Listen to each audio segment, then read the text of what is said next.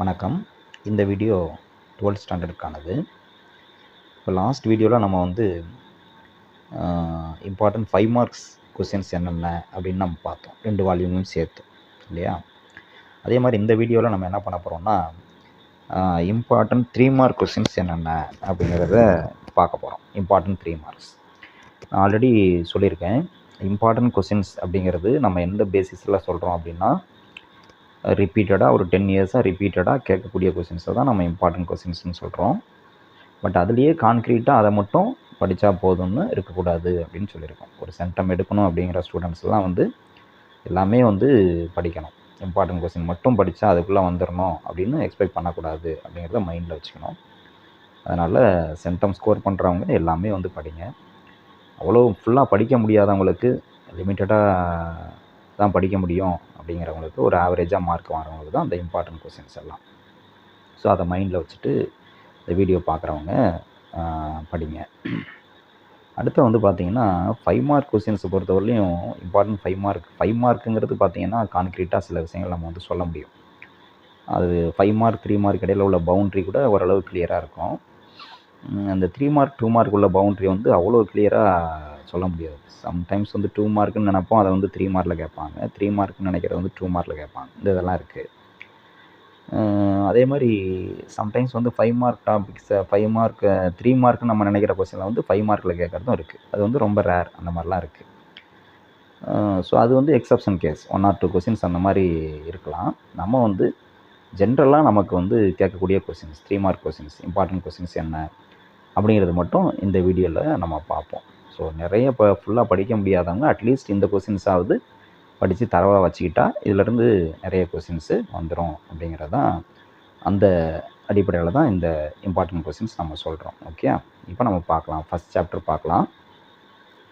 இங்கே பாருங்கள், ஃபஸ்ட் சாப்டரில் ஷார்ட் ஆன்சரில் சிறுவினாவில் அதில் 3வது கொஸ்டின் இருக்குது பாருங்கள்.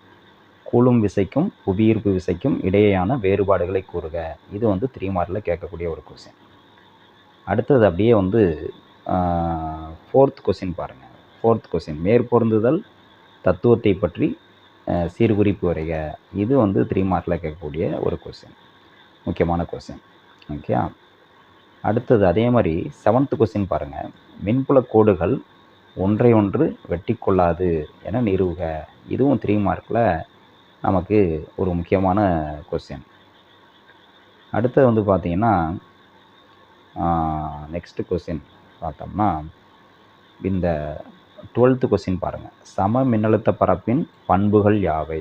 அந்த கொஸ்டின் 12th கொஸ்டின், 12வது கொஸ்டின் சம மின்னழுத்த, இந்த கொஸ்டின் இது ஹைலைட் பண்ணுறது கொஞ்சம் சிரமமாக இருக்குது. இந்த கொஸ்டின் சம மின்னழுத்த பரப்பினுடைய பண்புகள் என்னென்ன அப்படிங்கிறது 3 மார்க்கில் கேட்கலாம். அடுத்தது அப்படியே 3 மார்க் ஷார்ட் ஆன்சரில் அப்படியே வந்தீங்கன்னா இந்த நிலைமின் தடுப்புரை பற்றி சிறுகுறிப்பு வரைக. இது வந்து 3 மார்க்கில் கேட்கலாம். ஓகே, இவ்வளோதான் 3 மார்க். ஷார்ட் ஆன்சரில் இருக்கக்கூடிய 3 மார்க் கொஸ்டின்ஸ்னால் இவ்வளோதான். அடுத்து லாங் ஆன்சரில் இருக்கக்கூடிய 3 மார்க் கொஸ்டின்ஸ் அப்படின்னு பார்த்தோன்னா நம்ம கேட்கக்கூடியது வந்து பாருங்கள், இந்த கொஸ்டின் பாருங்கள். புள்ளி மின் துகள், இது ஒன்று, சீரான மின்புலத்தில் வைக்கப்படும் மின் இருமுனை மீது செயல்படும் திருப்பு விசைக்கான கோவையை பெறுக அப்படின்னு கொஸ்டின் இருக்கு இல்லையா. இந்த கொஸ்டின் 3 மார்க்கில் கேட்கக்கூடிய ஒரு கொஸ்டின். சீரான மின்புலத்தில் வைக்கப்படும் மின் இருமுனை மீது செயல்படும் திருப்பு விசையின் கோவையை பெறுக இது. அடுத்து அதே மாதிரி ஒரு புள்ளி மின்துகள் ஒன்றினால் ஏற்படும் மின்னழுத்தத்திற்கான கோவையை தருவிக்க அப்படின்றது இல்லையா. இது வந்து 3 மார்க்கில் கேட்கக்கூடிய ஒரு கொஸ்டின். அதுக்கு அடுத்து வந்து அப்படியே பார்த்தா இந்த கொஸ்டின் சீரான மின்புலத்தில் 9th கொஸ்டின் பாருங்கள். சீரான மின்புலத்தில் வைக்கப்படும் மின் இருமுனையின் நிலை மின்னழுத்த ஆற்றலுக்கான சமன்பாட்டை வருவிக்க. இந்த கொஸ்டின் அது வந்து நமக்கு ஒரு 3 மார்க் கொஸ்டின், முக்கியமான 3 மார்க் கொஸ்டின். ஸ்ட்ரைக் அவுட் ஆன மாதிரி ஆயிடுச்சு.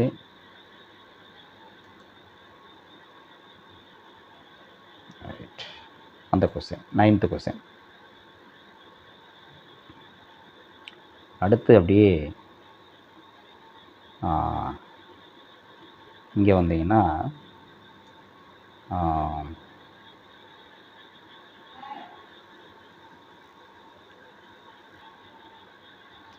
அடுத்த கொஸ்டின் பார்த்தோம்னா நமக்கு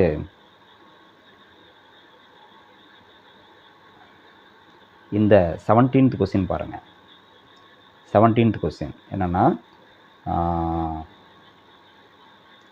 17th கொஸ்டின், இணைத்தட்டு மின்தேக்கியின் மின்தேக்கு திறனுக்கான கோவையை பெறுக. ஒரு முக்கியமான 3 மார்க் கொஸ்டின். இது 3 மார்க்கில் அடிக்கடி கேட்கக்கூடியது. அதே மாதிரி 18th கொஸ்டின் பாருங்கள், இணைத்தட்டு மின்தேக்கியினுள் சேமித்து வைக்கப்படும் ஆற்றலுக்கான கோவையை பெறுக.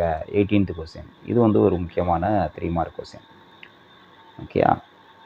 அடுத்து அப்படியே வந்தால் அவ்வளோதான். இதில் உள்ள 3 மார்க் கொஸ்டின்ஸ் அப்படின்னு பார்த்தா இதுதான் இப்போ நம்ம பார்த்த கொஸ்டின்ஸு. அடுத்து நம்ம செகண்ட் லெசன் போகலாம். செகண்ட் லெசனில் பாருங்கள், சிறு வினாவில் 3rd கொஸ்டின் பாருங்கள்.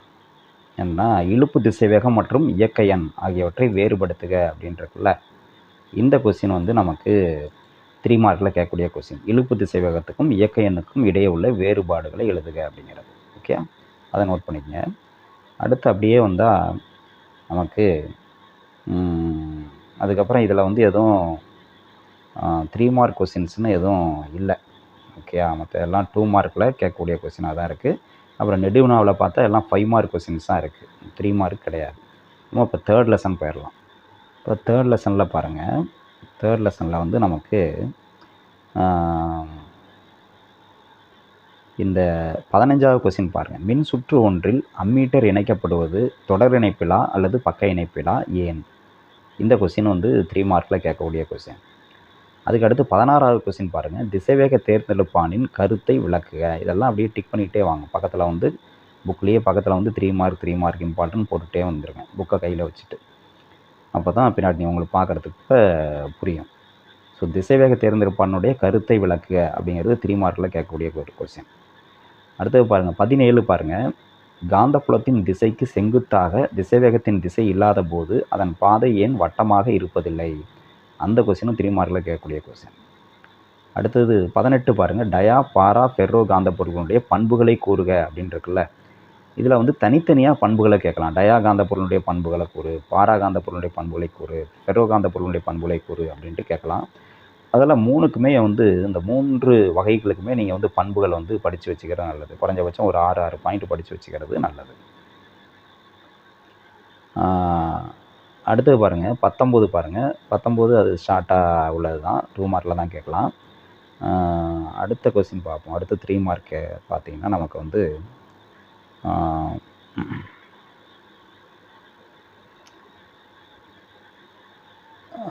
4th கொஸ்டின் பாருங்கள், சீரான காந்த புலத்தில் உள்ள காந்த ஊசி ஒன்றின் மீது செயல்படும் திருப்பு விசைக்கான கோவையை பெறுக.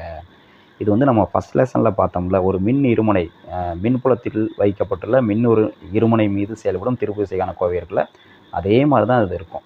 நீங்கள் ஒப்பிட்டு பார்த்தீங்கன்னா தெரியும், கம்பேர் பண்ணி பார்த்தீங்கன்னா தெரியும். ஸோ இந்த கொஸ்டின் 3 மார்க்கில் கேட்கலாம். அடுத்தது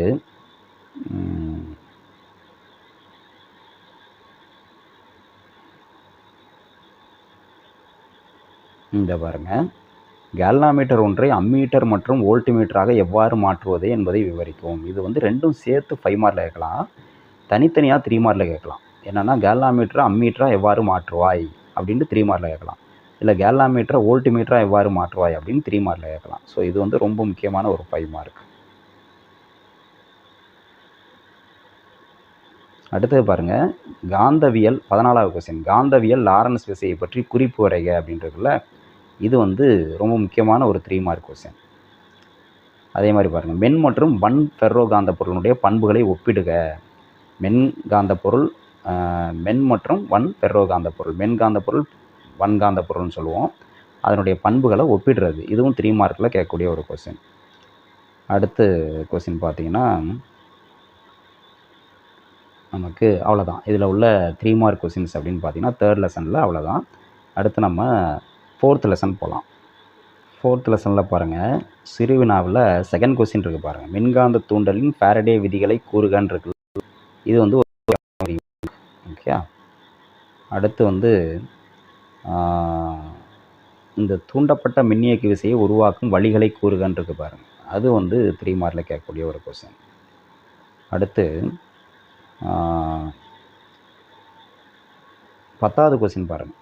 ஒரு கம்பிச்சுருளின் தன்மின் தூண்டல் எண் குறித்து நீ புரிந்து கொண்டது என்ன, அதன் இயற்பியல் முக்கியத்துவம் யாது? அந்த கொஸ்டின் வந்து 3 மார்க்கில் கேட்கக்கூடிய ஒரு கொஸ்டின்.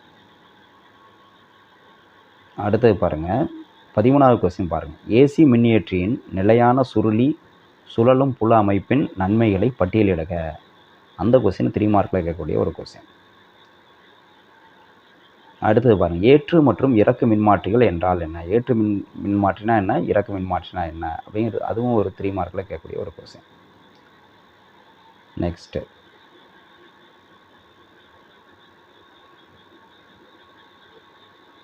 இதில் வந்து எதுவும் 3 மார்க்ஸ் கிடையாது. அடுத்து நெடுவினாவில் பார்த்தீங்கன்னா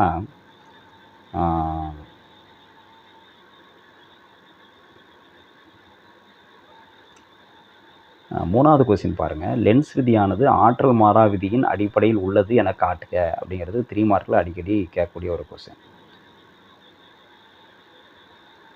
6வது கொஸ்டின் பாருங்கள். ஒரு கம்பிச்சுருளின் தன்மின் தூண்டல் எண்ணை காந்தப்பாயம் மற்றும் தூண்டப்பட்ட மின்னியக்கு விசை ஆகியவற்றின்படி வரையறு அப்படிங்கிறது 3 மார்க்கில் கேட்கக்கூடிய ஒரு கொஸ்டின். அடுத்தது வரிச்சுருள். 9வது கொஸ்டின் பாருங்கள். வரிச்சுருள் 6க்கு அப்புறம் 9 இருக்குது கொஸ்டின் நம்பரு, பார்த்துங்க. வரிச்சுருளின் நீளமானது அதன் விட்டத்தை விட பெரியது என கருதி அதன் தன்மின் தூண்டல் எண்ணிற்கான சமன்பாட்டை தருவி அப்படிங்கிறது நமக்கு 3 மார்க்கில் கேட்கக்கூடிய கொஸ்டின், அடிக்கடி கேட்கக்கூடிய கொஸ்டின். அதே மாதிரி 10வது கொஸ்டின் பாருங்கள், முக்கியமான கொஸ்டின். மின் தூண்டல் எண் எல் கொண்ட ஒரு மின் தூண்டி ஐ என்ற மின்னோட்டத்தை கொண்டுள்ளது. அதில் மின்னோட்டத்தை நிறுவ சேமிக்கப்பட்ட ஆற்றல் யாது? மின் தூண்டியில் சேமிக்கப்பட்ட ஆற்றலுக்கான கோவை. இந்த 10வது கொஸ்டின் வந்து ஒரு முக்கியமான 3 மார்க். ஓகே. அதுக்கடுத்து பார்த்தீங்கன்னா இந்த 12வது கொஸ்டின் பாருங்கள், முக்கியமான 3 மார்க். இது ஒரு சுருள் உள்ளடக்கிய பரப்பை மாற்றுவதன் மூலம் ஒரு மின்னியக்கு விசையை எவ்வாறு தூண்டலாம்? இது வந்து ஒரு முக்கியமான 3 மார்க் கொஸ்டின். ஒரு சுருள் உள்ளடக்கிய பரப்பை மாற்றுவதன் மூலம் ஒரு மின்னியக்கு விசையை எவ்வாறு தூண்டலாங்கிறது அடிக்கடி கேட்கக்கூடிய ஒரு முக்கியமான 5 மார்க். அடுத்தது அப்படியே வந்தோம்னா 18வது கொஸ்டின் பாருங்கள், ரொம்ப முக்கியமான ஒரு 5 மார்க். மின்மாற்றியில் ஏற்படும் பல்வேறு ஆற்றல் இழப்புகளை குறிப்பிடுக. இது வந்து ஒரு முக்கியமான 5 மார்க்.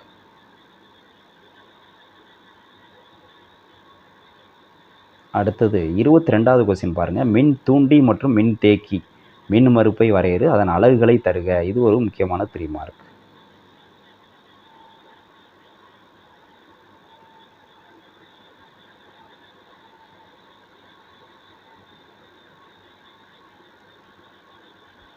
அவ்வளோதான். இவ்வளோதான் வந்து இதில் உள்ள 3 மார்க் கொஸ்டின்ஸ் அப்படின்னா. அடுத்து நம்ம 5th லெசன் போகலாம். 5th லெசனில் பாருங்கள், முக்கியமான 3 மார்க்ஸ் அப்படின்னு பார்த்தோன்னா நமக்கு இந்த பாருங்கள் 4வது கொஸ்டின் இருக்குது பாருங்கள். காந்தவியலின் காஸ் விதியை பற்றி குறிப்பு வரைக. இது 3 மார்க்கில் கேட்கக்கூடிய கொஸ்டின். அடுத்தது 5வது கொஸ்டின் பாருங்கள். பின்வருவனவற்றின் பயன்பாடுகளை கூறுக. அகச்சிவப்பு கதிர்கள், மைக்ரோ அலைகள், புறஊதா கதிர்கள். அது 3 மார்க்கில் கேட்கக்கூடிய கொஸ்டின். 6வது கொஸ்டின் பாருங்கள், ரொம்ப ரொம்ப முக்கியமான ஒரு 3 மார்க் கொஸ்டின். 6வது கொஸ்டின் அடிக்கடி கேட்டிருக்கக்கூடிய கொஸ்டின். ஃப்ரான்ஹோபர் வரிகள் என்றால் என்ன? சூரியனில் உள்ள தனிமங்களை கண்டறிவதில் அவை எவ்வாறு உதவுகின்றன? இது அடிக்கடி கேட்கக்கூடிய ஒரு 3 மார்க் கொஸ்டின். அடுத்து 7வது கொஸ்டினும் படிச்சுக்கணும். ஆம்பியர் மேக்ஸ்வெல் விதியை பற்றி குறிப்பு வரைக. அது அடுத்து 8வது கொஸ்டின் பாருங்கள். மின்காந்த அலைகள் ஏன்? அது வந்து 2 மார்க்கில் தான் கேட்கலாம், அது ஒரு வரியில் ஆன்சர் முடிஞ்சிடும். 7வது கொஸ்டின் வந்து 3 மார்க்கில் கேட்பாங்க. ஆம்பியர் மேக்ஸ்வெல் விதியை பற்றி குறிப்பு வரைக அப்படிங்கிறது. அடுத்து நெடுவினாவில் இருக்கிறதுல வந்து பார்த்திங்கன்னா நமக்கு வந்து இந்த சிறுகுறிப்பு வரைகள்லாம் வந்து தனித்தனியாக வந்து 3 மார்க்கில் கேட்கறதுக்கு வாய்ப்பு இருக்குது. மைக்ரோ அலை பற்றி குறிப்பு வரைக, எக்ஸ் கதிர் பற்றி குறிப்பு வரைக, ரேடியோ அலைகள் பற்றி குறிப்பு வரைக, கண்ணீர் நிறமாலை பற்றி குறிப்பு வரைக அப்படின்னு சொல்லிட்டு 3 மார்க்கில் கேட்டுருவாங்க. அடுத்தது பாருங்கள், 6வது கொஸ்டின் பாருங்கள். மின்காந்த அலைகளின் பண்புகளை கூறுக. அது 3 மார்க்கில் கேட்பாங்க. மின்காந்த அலைகளின் பண்புகளை கூறுக அப்படிங்கிறது 3 மார்க்கில் கேட்பாங்க. இவ்வளோதான் இதில் உள்ள 3 மார்க் கொஸ்டின்ஸ். அடுத்து நம்ம 6th லெசன் போகலாம். இப்போ 6th லெசனில் உள்ள 3 மார்க் கொஸ்டின்ஸ் என்ன அப்படின்னா, இந்த செகண்ட் கொஸ்டின் இருக்குது பாருங்கள். நமக்கு கோளகாடியில் எஃப் மற்றும் ஆருக்கு இடையேயான தொடர்பினை தருவி அப்படின்னு இருக்குல்ல, அந்த கொஸ்டின் வந்து முக்கியமான ஒரு 3 மார்க் கொஸ்டின். ஓகே. அடுத்து வந்து 4வது கொஸ்டின் இருக்குது பாருங்கள், ஒளியியல் பாதை என்றால் என்ன, ஒளியியல் பாதைக்கான சமன்பாட்டை பெறுக. அது வந்து 3 மார்க்கில் கேட்கக்கூடிய ஒரு கொஸ்டின். அடுத்து 5வது கொஸ்டின் இருக்குது பாருங்கள், ஸ்னெல் விதி அல்லது ஒளி விலகல் விதிகளை எழுதுக. அது 3 மார்க்கில் கேட்கக்கூடிய ஒரு கொஸ்டின். அடுத்து நமக்கு 9வது கொஸ்டின் இருக்குது பாருங்கள், தோற்ற ஆழத்திற்கான கோவையை வருவி. அது வந்து 3 மார்க்கில் கேட்கக்கூடிய ஒரு கொஸ்டின். அதே மாதிரி விண்மீன்கள் ஏன் மின்னுகின்றன, அதுவும் 3 மார்க்கில் கேட்கக்கூடிய ஒரு கொஸ்டின். ரீசனிங் கொஸ்டின் எல்லாம் 3 மார்க்கில் கேட்கக்கூடிய ஒரு கொஸ்டின். 11வது கொஸ்டின் பாருங்கள், மாறுநிலை கோணம் மற்றும் முழு அக எதிரொலிப்பு என்றால் என்ன. அந்த கொஸ்டினும் 3 மார்க்கில் கேட்கக்கூடிய ஒரு கொஸ்டின். அதே மாதிரி 12வது கொஸ்டின் பாருங்கள், மாறுநிலை கோணத்திற்கான சமன்பாட்டை பெறுக. அப்படிங்கிறதும் 3 மார்க்கில் கேட்கக்கூடிய ஒரு கொஸ்டின். வைரம் ஜொலிப்பதற்கான காரணத்தை விளக்குக. 13வது கொஸ்டின், அதுவும் 3 மார்க்கில் கேட்கக்கூடிய ஒரு கொஸ்டின். அடுத்த 3 மார்க் பார்த்தோம்னா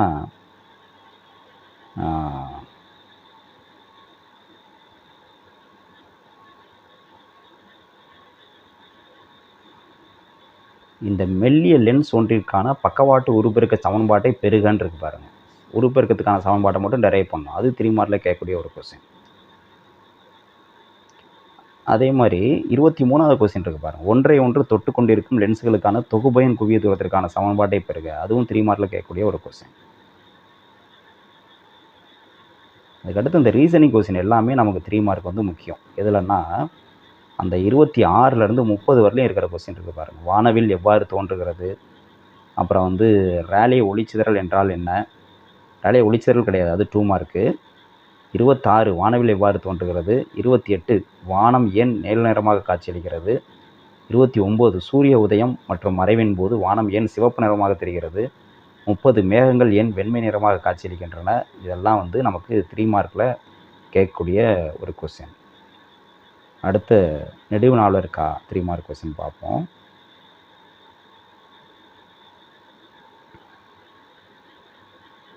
இதில் வந்து நமக்கு நெடுவினாவில் எதுவும் 3 மார்க் கொஸ்டின்ஸ் இல்லை. ஓகேயா, இந்த லெசனில் உள்ள 3 மார்க் கொஸ்டின்ஸ்னால் ஷார்ட் ஆன்சரில் இருக்கக்கூடிய கொஸ்டின்ஸ் தான். அடுத்து நம்ம 7th லெசன் போகலாம். அடுத்து 7th லெசனில் இருக்கக்கூடிய 3 மார்க் முக்கியமான 3 மார்க்ஸ் அப்படின்னு பார்த்தீங்கன்னா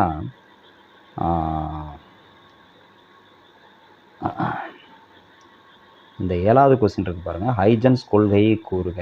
அது வந்து 3 மார்க்கில் கேட்கக்கூடிய ஒரு கொஸ்டின்.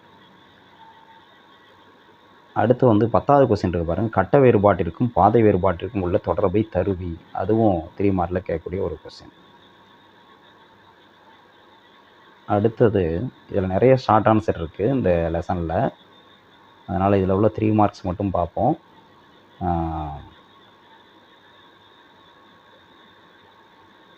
இந்த கொஸ்டின் பாருங்கள், 17வது கொஸ்டின் ரொம்ப முக்கியமான ஒரு 3 மார்க்கு. ஃப்ரெனல் மற்றும் ஃப்ரெனோஃபர் விளிம்பு விலைகளுக்கு இடையே உள்ள வேறுபாடுகள் யாவை. இது வந்து ரொம்ப ரொம்ப முக்கியமான ஒரு 3 மார்க். அடுத்தது இந்த 19வது கொஸ்டின் இருக்குது பாருங்கள், ஃப்ரெனல் தொலைவு என்றால் என்ன, அதற்கான சமன்பாட்டை பெறுக. இது ஒரு முக்கியமான 3 மார்க். அதே மாதிரி 20வது கொஸ்டின் இருக்குது பாருங்கள், குறுக்கீட்டு விளைவுக்கும் விளிம்பு விளைவுக்கும் உள்ள வேறுபாடுகள் யாவை. அது ரொம்ப முக்கியமான ஒரு 3 மார்க். அடுத்தது அப்படியே பார்த்தோம்னா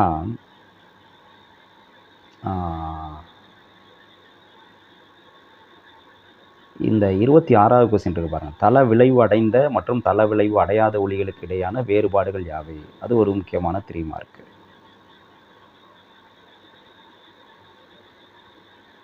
அடுத்து 30வது கொஸ்டின் இருக்குது பாருங்கள், மாலஸின் விதியை கூறி அதனை வருவி. அது 3 மார்க்கு ஒரு முக்கியமான கொஸ்டின். அடுத்து 31வது கொஸ்டின் இருக்குது பாருங்கள், போலராய்டுகளின் பயன்களை கூறுக. அதில் வந்து ஏதாவது ஒரு 6 பாயிண்ட் நீங்கள் படித்து வச்சுக்கணும். போலராய்டுகளின் பயன்களை கூறுக அப்படிங்கிறது. அடுத்து ப்ரூஸ்டர் விதியை தருவின்னு கேட்பாங்க. ப்ரூஸ்டர் விதியை கூறுகன்னு இருக்குது, ப்ரூஸ்டர் விதியை தருவின்ட்டு 3 மார்க்கில் கேட்பாங்க. அது ஒரு முக்கியமான கொஸ்டின்.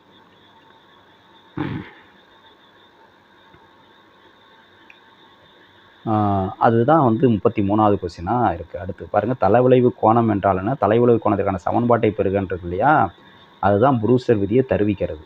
ஓகேயா, அந்த 32 33 ரெண்டையும் சேர்த்து 3 மார்க்காக கேட்பாங்க. அடுத்தது வந்து 34 பாருங்கள், தட்டடுக்குகளை பற்றி சிறு குறிப்பு வரைக. அதுவும் 3 மார்க் கொஸ்டின், முக்கியமான 3 மார்க் கொஸ்டின். அடுத்தது வந்து 37 பாருங்கள், நிக்கோல் பட்டகம் பற்றி சிறுகுறிப்பு வரைக. அது வந்து முக்கியமான 3 மார்க் கொஸ்டின்.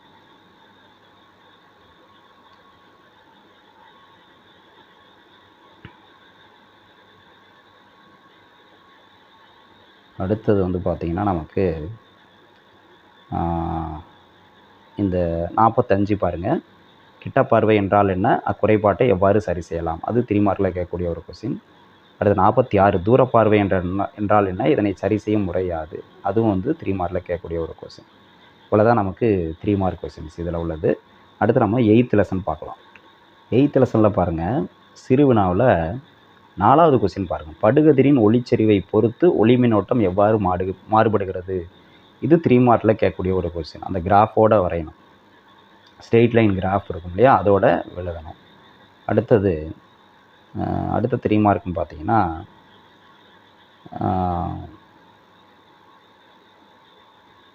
10வது கொஸ்டின் பாருங்கள். மட்டைப்பந்தின் அலைப்பண்பினை ஏன் நம்மால் காண முடிவதில்லை, இந்த கொஸ்டின் 3 மார்க்கில் கேட்கக்கூடிய ஒரு கொஸ்டின்.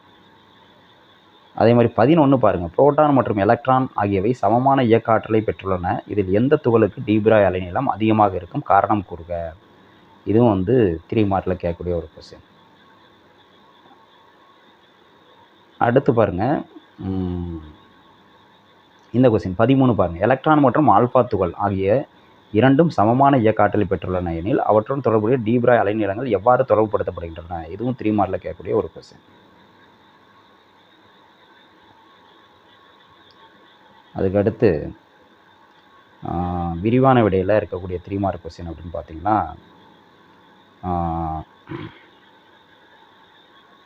நமக்கு 5வது கொஸ்டின் பாருங்கள். ஒளிமின் விளைவு விதிகளை வரிசைப்படுத்துக. ரொம்ப ரொம்ப முக்கியமான ஒரு 3 மார்க் கொஸ்டின், ஒளிமின் விளைவு விதிகள். ஓகேயா. அடுத்தது வந்து 11வது கொஸ்டின் பாருங்கள். எலக்ட்ரானின் டி பிராய் அலைநீளத்திற்கான சமன்பாட்டை பெறுக. இது வந்து ஒரு முக்கியமான 3 மார்க் கொஸ்டின். 14வது கொஸ்டின் பாருங்கள். ஃபோட்டான்களின் சிறப்பியல்புகளை பட்டியலிடுக. இதுவும் வந்து ஒரு முக்கியமான 3 மார்க் கொஸ்டின்ஸ். அடுத்து 15 பாருங்கள். ஒளி மின்கலத்தின் பயன்களை தருக. அதுவும் 3 மார்க்கில் கேட்கக்கூடிய ஒரு கொஸ்டின். ஓகே, இதெல்லாம் வந்து முக்கியமான 3 மார்க் கொஸ்டின்ஸ் 8th லெசனில். அடுத்து நம்ம 9th லெசன் போகலாம். இதில் கொஞ்சம் நிறைய 3 மார்க்ஸ் இருக்குது. என்னென்னா இது பாருங்கள். கேத்தோடு கதிர்களின் பண்புகளை எழுதுக அப்படின்னு இருக்குல்ல, கேத்தோடு கதிர்களின் பண்புகளை எழுதுக. இது ஒரு முக்கியமான 3 மார்க் கொஸ்டின். அதே மாதிரி 3வது கொஸ்டின் பாருங்கள். ரூதர்ஃபோர்டு ஆல்ஃபா சிதறல் ஆய்வின் முடிவுகளை கூறுக. அதுவும் 3 மார்க் கொஸ்டின். போர் அணுமாதிரியின் கருதுகோள்களை கூறுக. இதுவும் வந்து ஒரு முக்கியமான 3 மார்க் கொஸ்டின். ஓகேயா. அடுத்து அந்த குறைபாடுகள் எல்லாமே படிச்சணும். போர் அணுமாதிரியினுடைய குறைபாடுகளை கூறுக. அதுவும் வந்து 3 மார்க்கில் கேட்கக்கூடிய ஒரு கொஸ்டின். அதுக்கடுத்து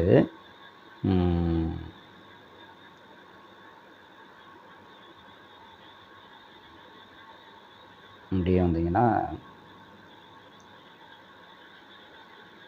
18 பாருங்கள். ஒரு அணுநிறை அலகிற்கு சமமான ஆற்றல் மதிப்பை கணக்கிடுக அப்படின்னு கேட்குறாங்க. ஒரு முக்கியமான 3 மார்க் கொஸ்டின்.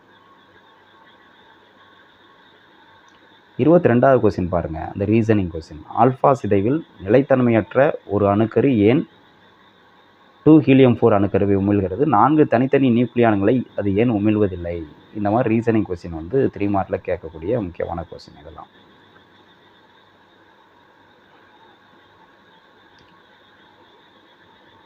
அடுத்தது வந்து பாருங்கள், இவ்வளோதான் ஷார்ட் ஆன்சரில் இருக்கக்கூடியது. அடுத்து லாங் ஆன்சர் நெடுவினாவில் இருக்கக்கூடிய 3 மார்க் கொஸ்டின்ஸ் பார்ப்போம். இது பாருங்கள். 4வது கொஸ்டின் பாருங்கள். ரொம்ப முக்கியமான ஒரு 3 மார்க். ஹைட்ரஜன் அணுவின் நிறமாலை தொடர்களை விளக்குக. இது வந்து சம்டைம்ஸ் 5 மார்க்லையும் கேட்கலாம், 3 மார்க்லையும் கேட்கலாம். 6வது கொஸ்டின் பாருங்கள். அணுக்கரு விசையை பற்றி விளக்குன்றதுல இது வந்து அணுக்கரு விசையை பற்றி குறிப்புரைக அப்படின்னு சொல்லிட்டு 3 மார்க்லேயே கூட கேட்கறதுக்கு வாய்ப்பு இருக்குது. 7வது கொஸ்டின் பாருங்கள். ஆல்ஃபா சிதைவு நிகழ்வினை எடுத்துக்காட்டுன்னு விளக்குக. இதுவும் 3 மார்க்கில் கேட்கக்கூடிய ஒரு கொஸ்டின். அடுத்து வந்து பீட்டா சிதைவு நிகழ்வினை எடுத்துக்காட்டுன்னு விளக்குக. இதுவும் 3 மார்க்கில் கேட்கக்கூடிய கொஸ்டின். 9வது கொஸ்டின் பாருங்கள். காமா உமிழ்வு நிகழ்வினை எடுத்துக்காட்டுன்னு விளக்குக. இதுவும் 3 மார்க்கில் கேட்கக்கூடிய ஒரு கொஸ்டின். 12வது கொஸ்டின் பாருங்கள். கார்பன் கால கணிப்பை விளக்கவும். முக்கியமான ஒரு 3 மார்க் கொஸ்டின். ஓகே,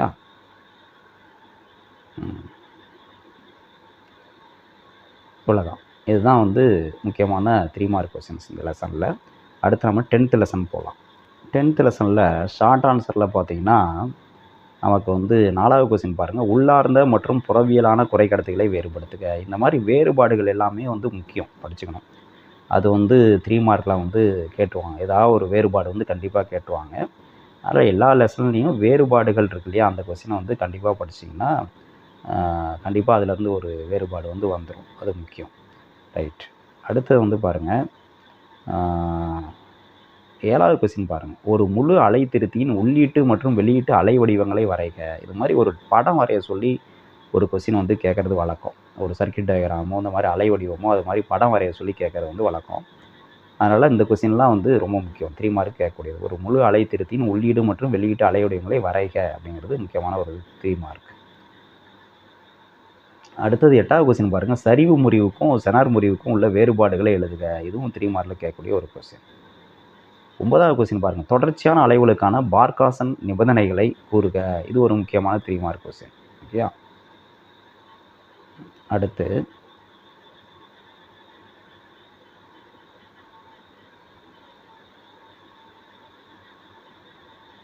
16 வரலையும் எதுவும் இல்லை. அடுத்து எதாவது இருக்கா 3 மார்க் கொஸ்டின் இருக்கான்னா,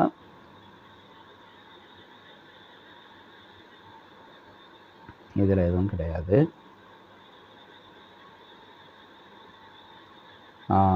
25வது கொஸ்டின் இருக்குது பாருங்கள். ரேடாரின் பயன்களை தருக. அது 3 மார்க்கில் கேட்கக்கூடிய ஒரு கொஸ்டின். அவ்வளோதான். நெடுவினாவில் பெருவினாவில் ஏதாவது 3 மார்க் கொஸ்டின் இருக்கா அப்படின்னா பாருங்கள்.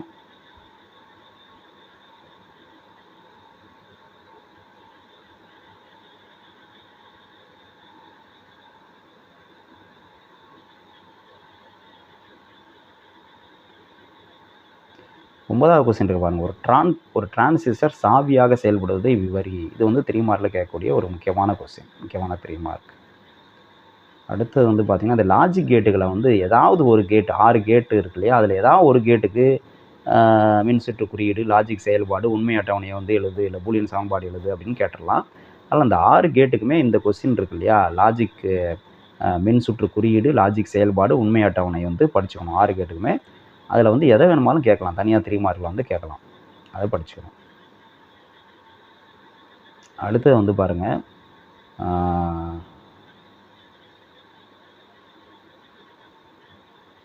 அதிர்வெண் பண்பேற்றத்தின் நன்மை மற்றும் தீமைகளை வரிசைப்படுத்துகன்னு கேட்குறாங்க. அதிர்வெண் பண்பேற்றத்தில் வெறும் நன்மை, தீமை இது 2 மட்டும் எழுதினா போதும். இது ஒரு முக்கியமான 3 மார்க். ஓகே. அடுத்து வந்து பாருங்கள், செயற்கைக்கோள் தகவல் தொடர்பு என்பதன் பொருள் என்ன, அதன் பயன்பாடுகள் யாவை. இதுவும் வந்து 3 மார்க்கில் கேட்கக்கூடிய ஒரு கொஸ்டின். இவ்வளோதான் 3 மார்க் கொஸ்டின்ஸ் அப்படின்னு பார்த்தோம்னா. ஓகே. அடுத்து 2 மார்க்குன்னு பார்த்தோம்னா, 2 மார்க்கில் நம்ம அது மாதிரி இம்பார்ட்டன்ட்லாம் நம்ம சொல்ல முடியாது. ஓகே. 2 மார்க்ஸ் வந்து ப்ராபபிலிட்டி வந்து ரொம்ப கம்மி. நிறைய கொஸ்டின்ஸ் இருக்குது 2 மார்க்கு. அதில் வந்து முக்கியமான 2 மார்க்ஸு அப்படின்லாம் படிக்கிறது வந்து நல்லதில்லை. எல்லாமே படிக்கிறது தான் நல்லது. மெயினாக வந்து என்னென்னா 2 மார்க்ஸை பொறுத்தவரையும் நமக்கு வந்து இந்த விதிகள் எல்லாமே வந்து தரவாக படிச்சுக்கணும். விதிகள், வரையறை இதெல்லாம் வந்து எல்லா டெஃபினேஷன்ஸும், எல்லா வரையறையும், எல்லா விதிகளும் கண்டிப்பாக படிச்சுக்கணும். அதுக்குள்ளே வந்து 2 மார்க்ஸில் கொஸ்டின் இருக்கும். அப்படி தான் நம்ம வந்து பார்க்க முடியுமோ ஒழிய, மற்றபடி வந்து இதுதான் வந்து முக்கியமான 2 மார்க்ஸ் அப்படின்ட்டு நம்ம கான்க்ரீட்டாக நம்ம சொல்ல முடியாது. ஓகேயா. ஓகே, நல்லா படிங்க. All the best. மீண்டும் அடுத்த வீடியோவில் பார்க்கலாம். நன்றி.